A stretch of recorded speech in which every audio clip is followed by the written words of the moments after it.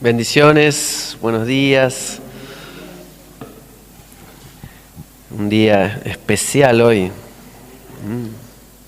y con un testimonio muy lindo de la hermana. Casi se me cae una lágrima. Sí.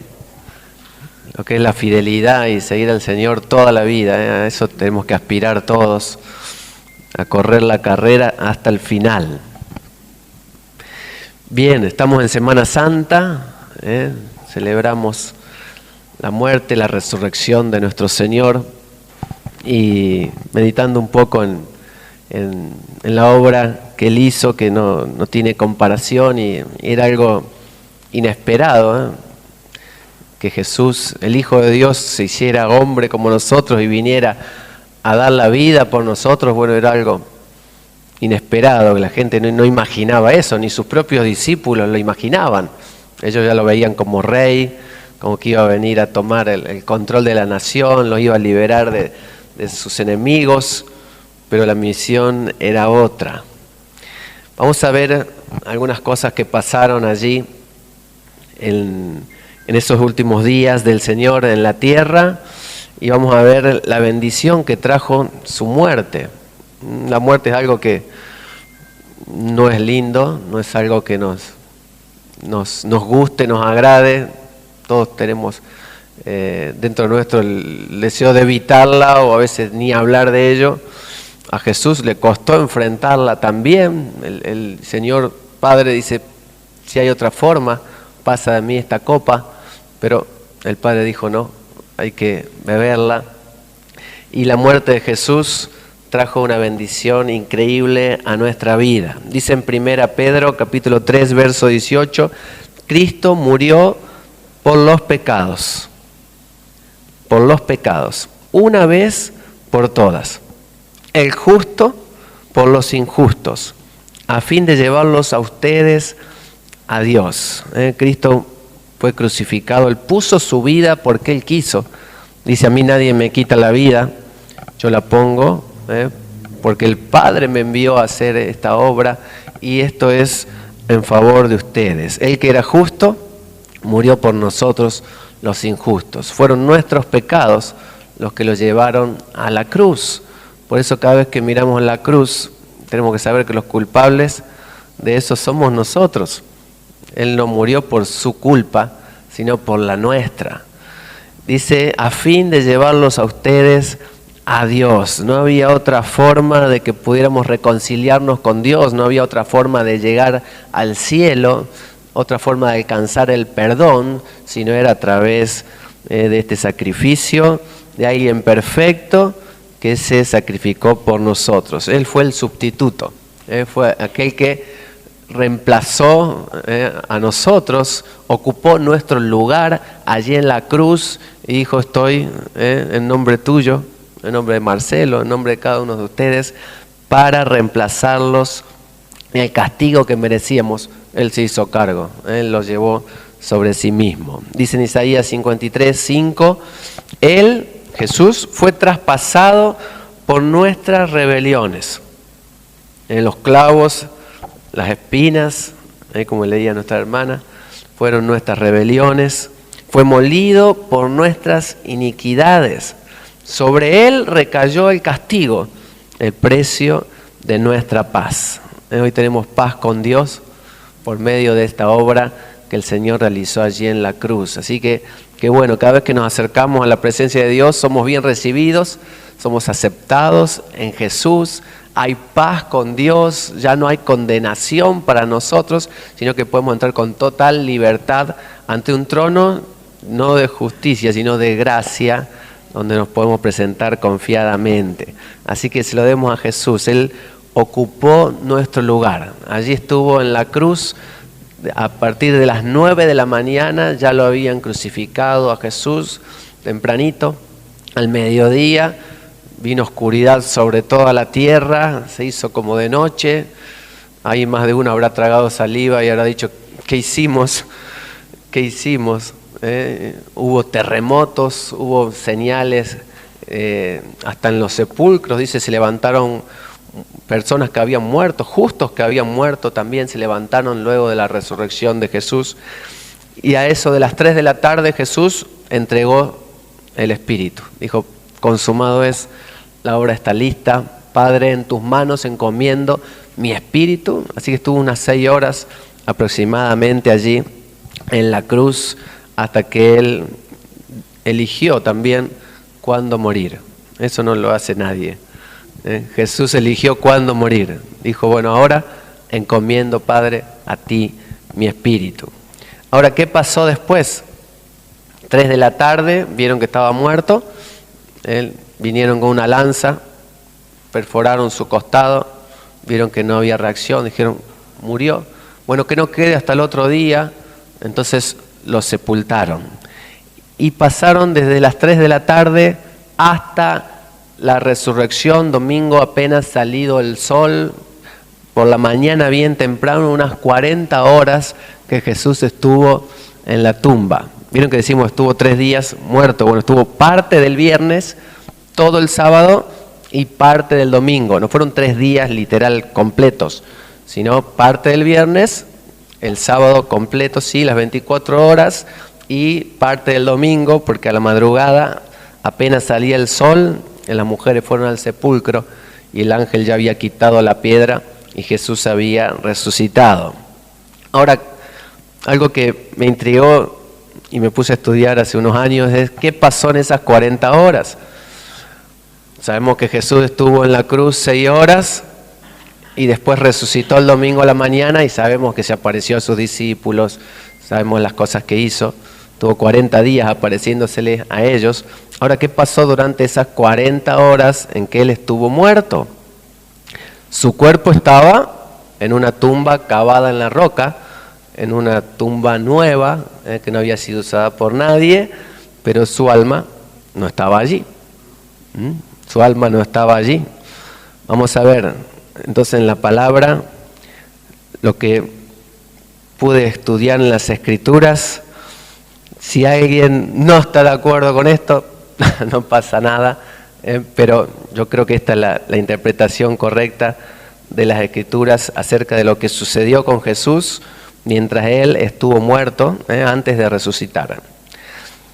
Dice en Juan 3:13, cuando Él hablaba con Nicodemo, este fariseo que lo fue a consultar, nadie, le dice Jesús, nadie ha subido jamás al cielo, sino el que descendió del cielo, el Hijo del Hombre. Jesús le estaba diciendo a Nicodemo, una persona muy instruida en las Escrituras, mira Nicodemo, nadie ha podido subir aún al cielo, excepto yo, el que descendió del cielo, el Hijo del Hombre. Entonces, antes de la muerte y resurrección de Cristo, la gente no iba al cielo. Vamos a probarlo eso con las Escrituras. Todavía la gente no podía entrar al cielo antes de que Jesús muriera.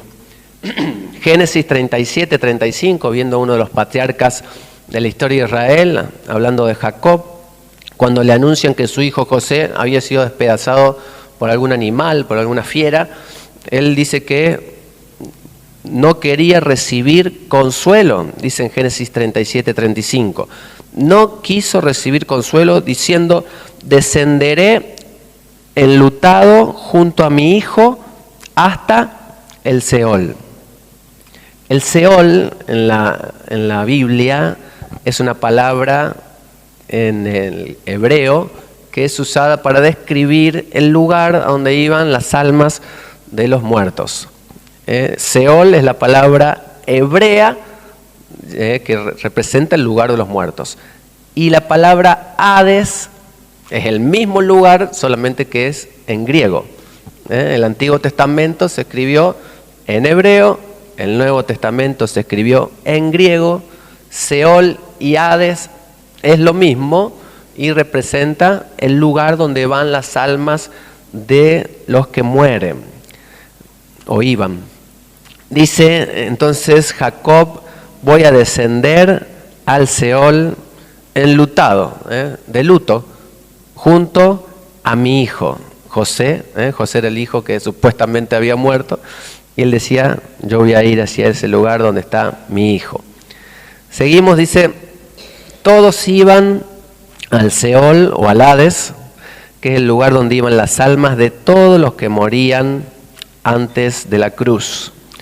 Jesús le cuenta a la gente que le estaba escuchando allí en Lucas 16 una historia acerca de un hombre rico y un mendigo pobre que se llamaba Lázaro.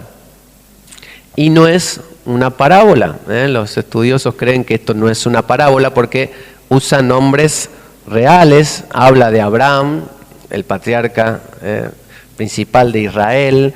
No es una parábola, sino una historia que Jesús cuenta. Y dice en el versículo 22, resulta que murió el mendigo y los ángeles se lo llevaron para que estuviera al lado de Abraham.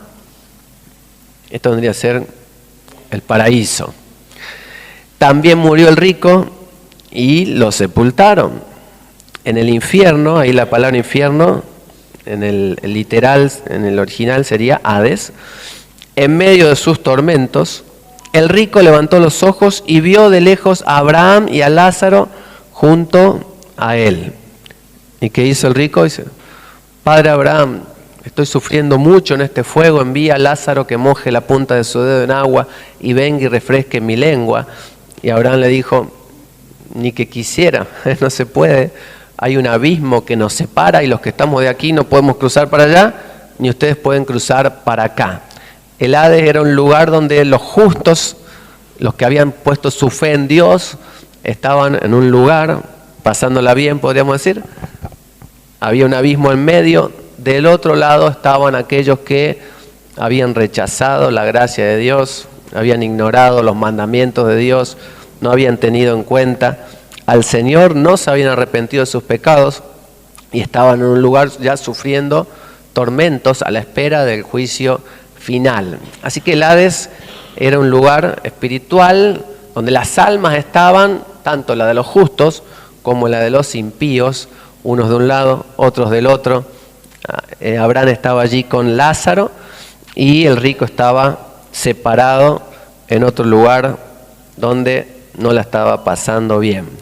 Pero dice que el rico abrió sus ojos allí en el Hades, en el lugar de los muertos, y podía ver que más allá estaba, a lo lejos, Abraham.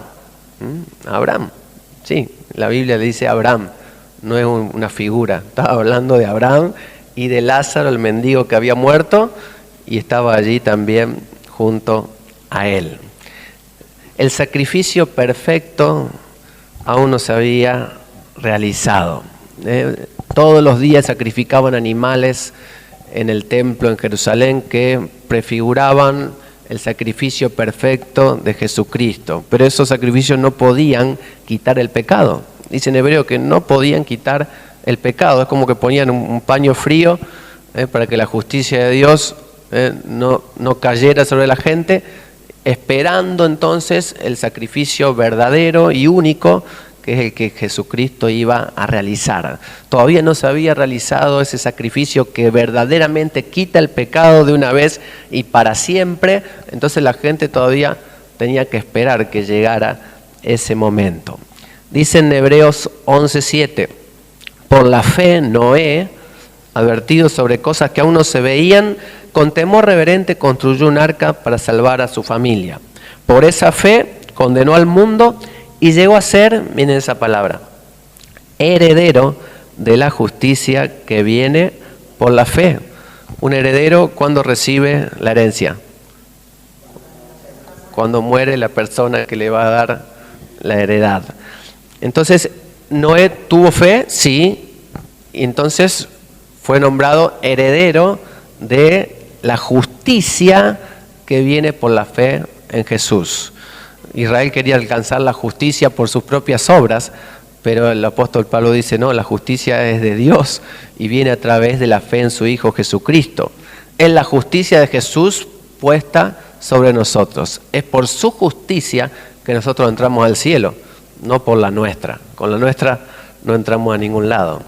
Y Noé, por haber creído, fue declarado heredero de la justicia. Iba a heredar esa justicia cuando Jesucristo muriera en la cruz. Romanos 4:3 Dice, pues, ¿qué dice la Escritura? Creyó Abraham a Dios y esto se le tomó en cuenta como justicia. Se le tomó en cuenta la fe como justicia, pero no podía entrar todavía a la presencia de Dios hasta que Jesucristo pagara por los pecados de Abraham y de todos los patriarcas y de todos los que han tenido fe en Dios y tenemos también nosotros. Así que todavía no estaba hecho el sacrificio y la gente no podía entrar al cielo. ¿Con qué pretexto iban a entrar? ¿En la justicia de quién? Todavía no se había realizado la obra en la cruz. ¿Dónde está ubicado el Hades?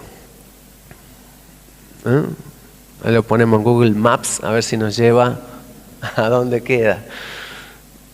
Quizás bajo nuestros pies. En Amós, uno de los profetas, en el capítulo 9, verso 2, Dios está hablando contra su pueblo que estaba descarriado y hablando en juicio contra ellos y le dice que no iban a poder escapar del juicio y le dijo, aunque caben, ¿hasta dónde? Hasta el Seol, de allá los tomará mi mano. En 1 Samuel capítulo 2 verso 6 dice así el cántico de Ana, la mamá de Samuel, Jehová da la muerte y la vida, hace descender al Seol y también retornar. Él puede hacer resucitar a alguien como lo hizo con Lázaro. Jesús resucitó a Lázaro después de 4 días de haber muerto. Así que ahí dice la palabra descender. Antes decía cavar en la tierra e ir hacia abajo. Salmo 30, verso 3 dice, Jehová, hiciste subir mi alma del Seol, me diste vida para que no descendiera a la sepultura.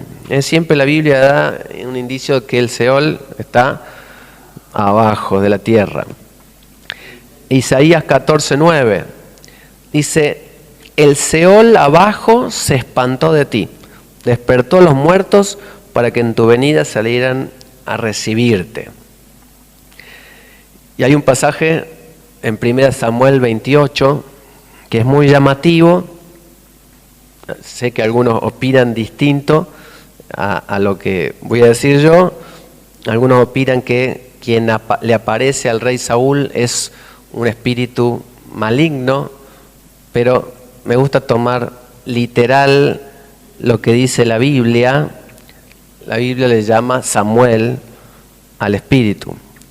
Cuando el rey Saúl estaba ya en sus últimos días, desesperado porque Dios no le hablaba, porque Dios le había dado la espalda, va a consultar a una divina y dice, quiero que me hagas venir a alguien. Fue a consultar a un muerto, un pecado terrible que la palabra de Dios condena y dice que nos hacemos abominables a Dios cuando consultamos a los muertos. En eso hay que tener muchísimo cuidado.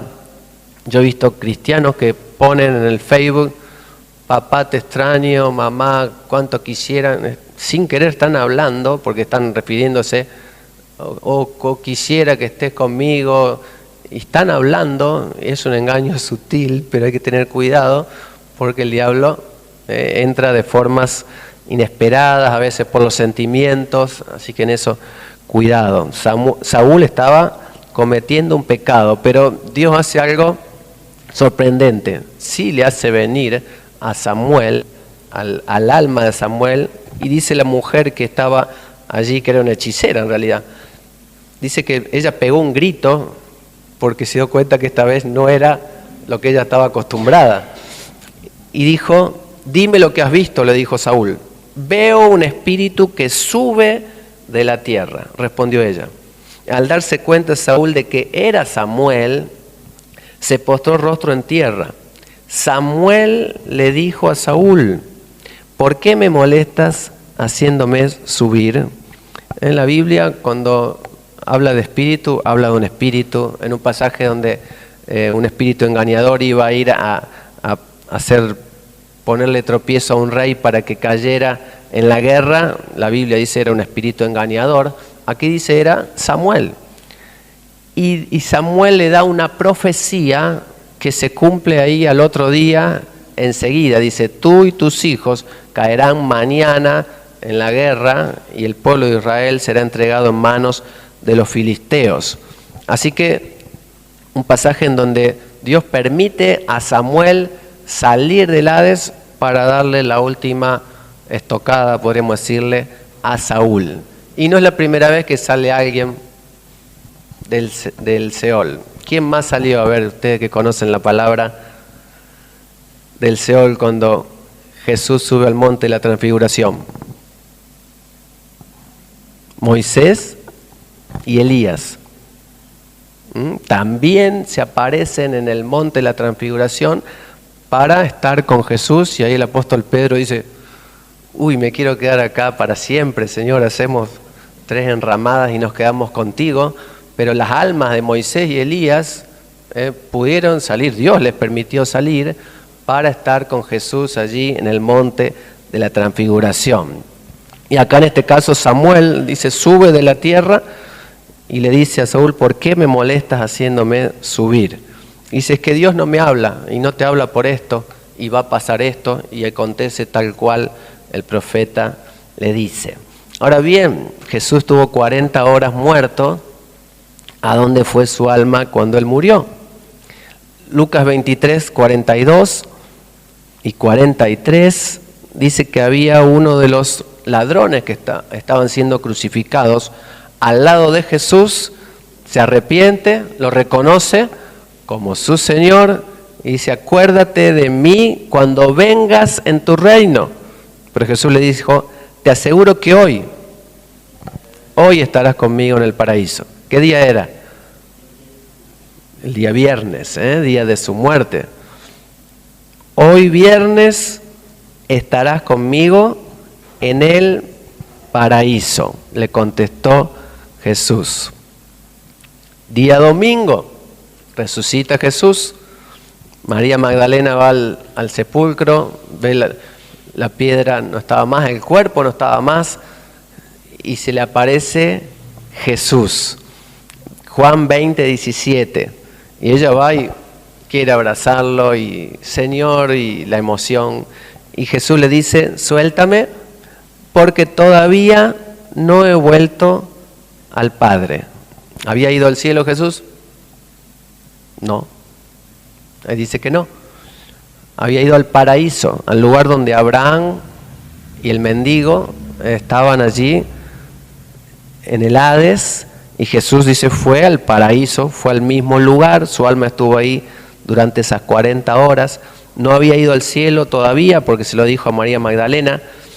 Le dijo, ve más bien a mis hermanos y diles, vuelvo a mi Padre, que es Padre de ustedes, a mi Dios, que es Dios de ustedes. Así que Jesús había estado en el Hades, en el lugar donde estaban todavía los justos, esperando la resurrección de Él para poder ingresar al cielo mismo, a la presencia de Dios. Así que Él venció a la muerte. La muerte no pudo retener a Jesús. Dice Hechos capítulo 2, verso 24-27, y Dios lo levantó de entre los muertos, suelto los dolores de la muerte, por cuanto era imposible que fuera retenida por ella. Pues David dice de él, de Jesús, porque no dejarás mi alma, ¿en dónde? En el Hades. Ni permitirás que tu santo vea corrupción, que su cuerpo se descomponga. No estuvo 3 días completos, lo cual ya el cuerpo se hubiera empezado a descomponer. Estuvo 40 horas. Pero dijo, no dejarás mi alma en el Hades. O sea que el alma de Jesús fue al Hades, pero Dios, el Padre, no la dejó ahí, sino que lo levantó de entre los muertos. Él venció a la muerte y recibió también las llaves de ese lugar. ¿Quién podía salir del Hades? Nadie. ¿Quién podía decir, bueno, yo me escapo de acá? Nadie. O quién puede decir, yo me cruzo al otro lado. Nadie podía. Era un lugar de cautividad. Unos estaban en tormentos, otros estaban en un paraíso, pero nadie podía salir. Y Jesús, al vencer a la muerte, recibe las llaves del reino de la muerte, recibe la autoridad para abrir y cerrar ese lugar a su antojo. Apocalipsis capítulo 1, versos 17 y 18, Jesús, cuando se le aparece en la revelación al apóstol Juan, le dice: yo soy el primero y el último, el que vive. Estuve muerto, pero vivo por los siglos de los siglos. Amén. Y tengo las llaves de la muerte y del Hades. Yo ahora tengo la llave. Yo sí tengo la llave en mi casa, ¿por qué es? Porque soy el dueño y puedo entrar y salir cuando quiera. Y si encierro, no pueden entrar. Si abro, pueden entrar y salir. Jesús recibe las llaves. Dice: yo tengo ahora las llaves de la muerte y del Hades. Entonces Él podía ahora abrir y cerrar a su antojo aquel lugar. Domingo 6, 7 de la mañana, dice Hechos capítulo 1, verso 3, que después de ese momento en que Él resucita, después de padecer la muerte, se les presentó dándoles muchas pruebas convincentes de que estaba vivo. Durante 40 días se les apareció y les habló acerca del reino de Dios. No le quedó dudas a nadie de que Jesús había resucitado, ni a los fariseos siquiera, porque ellos mismos se habían encargado de poner una guardia de soldados, porque le dijeron a Pilato: no vaya a ser que los discípulos vengan y se roben el cuerpo, así que aseguremos la tumba para que nadie se robe el cuerpo. Los soldados vieron al ángel descender, presenciaron el terremoto, cuando el ángel arranca la piedra y se sienta sobre ella, y quedaron, dice, aterrados como muertos del miedo, y vieron que adentro no había nadie. Y las mujeres también presenciaron eso, y le dijo el ángel: vean, Jesús no está. Jesús va delante de ustedes a Galilea, vayan para allá y lo van a ver. Los soldados fueron a contarle esto a los fariseos y a decirle: miren, un ángel del cielo descendió, arrancó la piedra y Jesús no estaba ahí adentro, ha resucitado. Tomen, aquí tienen una buena suma de dinero, no digan nada, pero todo el mundo supo que Jesús había resucitado. Y se les apareció a sus discípulos durante 40 días, estuvo 40 horas en la tumba, después estuvo 40 días mostrándole a sus discípulos que realmente Él había resucitado. Porque algunos no creían todavía, dice: yo si no lo veo, decía Tomás, si no pongo mi dedo en el hueco de su mano, no voy a creer. Y Jesús se le apareció y le dijo: pone tu dedo, pone tu mano en mi costado.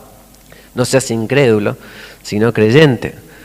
Así que Jesús, dice, se apareció y les habló acerca del reino de Dios. Y le dio muchas pruebas convincentes de que estaba vivo. Hasta les cocinó unos pescados un día en la playa, cuando los llamó y ellos estaban pescando, y Él les había preparado la comida, y se apareció en muchas oportunidades que no están todas escritas en la palabra, pero por 40 días Él estuvo todavía en la tierra con sus discípulos apareciéndosele.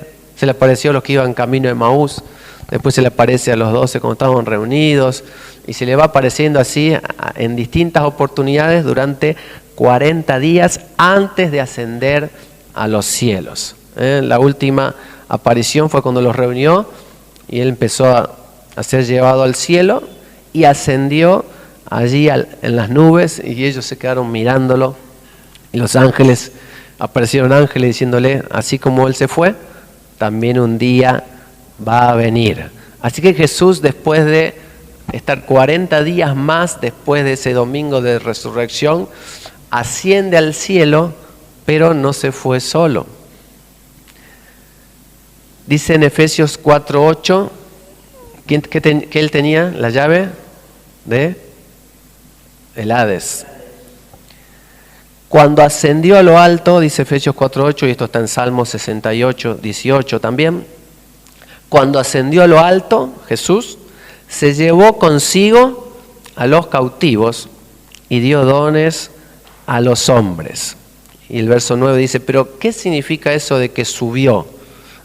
Pues significa que primero bajó a las partes más profundas de la tierra. Misterios de la palabra de Dios. Jesús, cuando asciende a los cielos, dice, se lleva consigo a los cautivos, a los que estaban todavía en el Hades, aquellos que se le había tomado en cuenta su fe como justicia, aquellos que eran herederos de la justicia que iba a venir por su muerte y resurrección.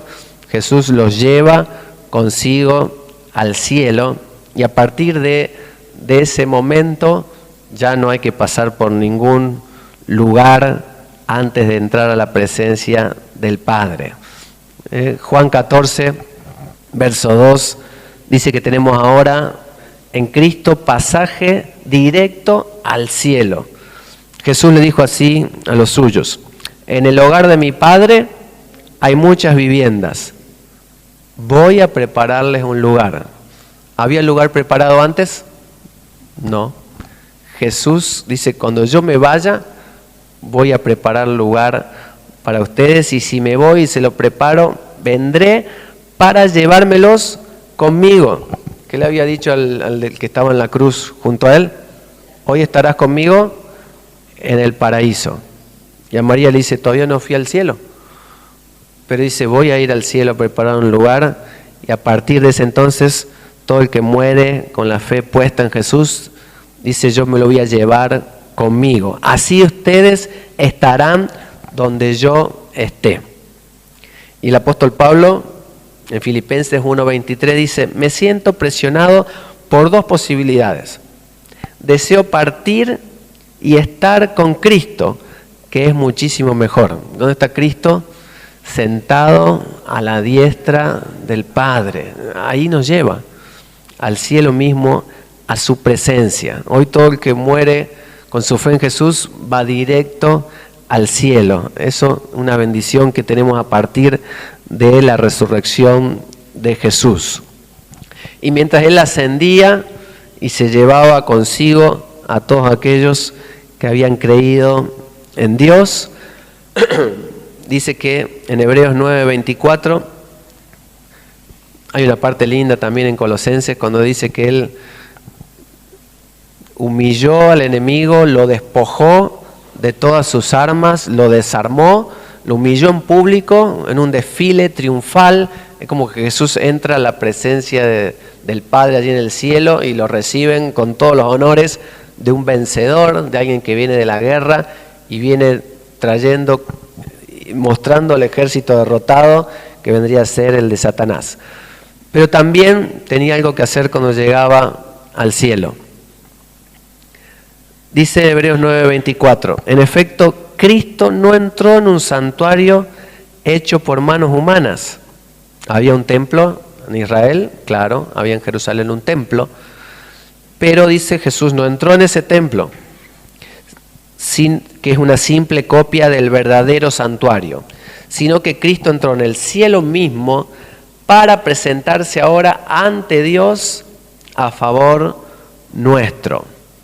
Se presentó en el templo celestial, en la presencia misma de Dios, en el lugar santísimo, en el cielo, se presentó ante la presencia del Padre, y dice el versículo 12 del capítulo 9, entró una sola vez y para siempre en el lugar santísimo con su propia sangre, logrando así un rescate eterno. ¿Qué hizo Jesús con su sangre? La llevó al cielo, la llevó al templo celestial, la llevó al lugar santísimo, se presentó ante su Padre y dijo, acá está el precio del rescate eterno para todos los que estoy trayendo conmigo. Es una multitud que traía, y para todos los que iban a creer de allí en más, incluidos nosotros. Jesús llevó su sangre al cielo y la presentó en el templo, allí en la presencia de su Padre, diciendo, ya acá está el precio del rescate de todos aquellos que ponen su fe en mí. Así que asombrosa es la obra de nuestro Señor. Todo lo que hizo antes de la cruz, todo lo que hizo entre la cruz y la resurrección, todo lo que hizo después de su resurrección, lo que hizo cuando llegó al cielo, como se presentó allí con la sangre que Él llevó, y era el precio que había que pagar. No había otra forma de entrar a la presencia de Dios si la sangre de Jesús no limpiaba nuestros pecados. Así que, ¿cómo no estar agradecido con Él? ¿Cómo no recordar su obra en la cruz? Él nos dejó estos símbolos sencillos, el pan, el vino, que representan el cuerpo de Jesús, el cual estuvo en la cruz, el cual sufrió por nuestros pecados. El vino representa la sangre que Él derramó en la cruz y luego llevó al cielo para presentar ante el Padre a nuestro favor. Así que vamos a recordar este momento maravilloso. Nos ponemos de pie para orar al Señor. Vayan pasando los que van a repartir los símbolos y oramos al Señor para agradecer su obra en la cruz. Nuestro Dios, estamos en tu presencia, maravillados y sorprendidos por tu inmenso amor. Cuánto, Señor, nos amas, cuánto lo has demostrado. Qué sufrimiento terrible el de la cruz, Señor. Ni siquiera lo podemos imaginar. Cuánto sufrimiento cargar con nuestros pecados, Señor. Qué dolor en el alma tener que sufrir la separación. Señor, exclamabas, Padre, ¿por qué me has desamparado? Señor, no podemos entender la agonía que sufriste allí en Getsemaní, cuando sudabas, Señor, como gotas de sangre. Señor, debe haber sido terrible. Y gracias porque lo hiciste por amor a nosotros. Nos perdonaste, nos limpiaste, nos santificaste y nos hiciste hijos de Dios. Muchísimas gracias, Señor.